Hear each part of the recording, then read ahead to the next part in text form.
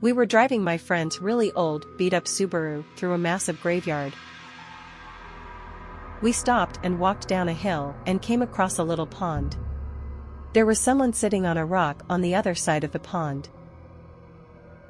The figure was all black and we couldn't make out any features other than the fact it looked like a man who was wearing some old-style top hat.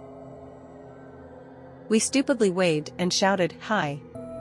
He didn't show any acknowledgement and continued sitting still on the rock. All of a sudden, he jumped to his feet, started running to us on the water and then vanished in thin water about halfway on the pond. My friends and I screamed and ran back to the car.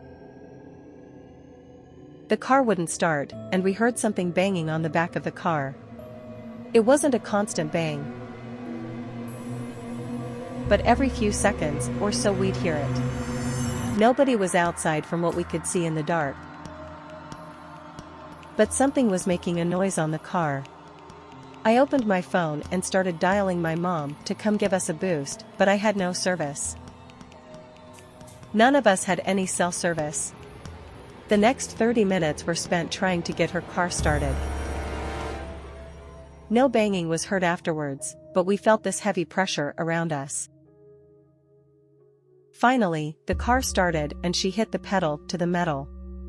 We sped out of the graveyard so fast. Immediately crossing the gates, all of our phones regained cell service. One thing I know for certain is that someone or something was out there, and it was not an animal or a human. When I was 37, I went to my high school reunion. I flew into the nearest airport and rented a car.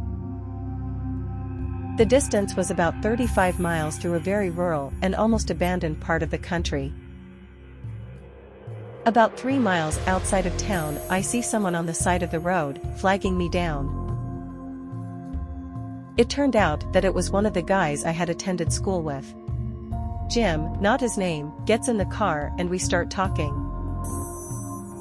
I had not seen him in 20 years, but he still looked the same, maybe a little older.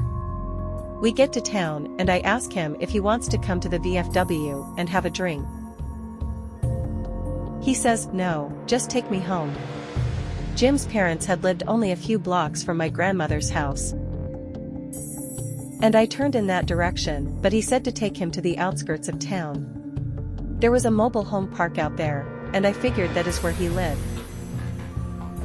When we reached the end of the turnoff he said, "Just drop me here. It was good to see you again," and he walks off into the night. I go to the VFW, met some of my old classmates, we start to talk. As we are talking about who is coming to the reunion, I mentioned that I had just picked Jim up 3 miles east of town and had dropped him off. Everyone gets quiet. Even the guy singing karaoke stops and lays down the mic. My cousin goes white as a new t-shirt.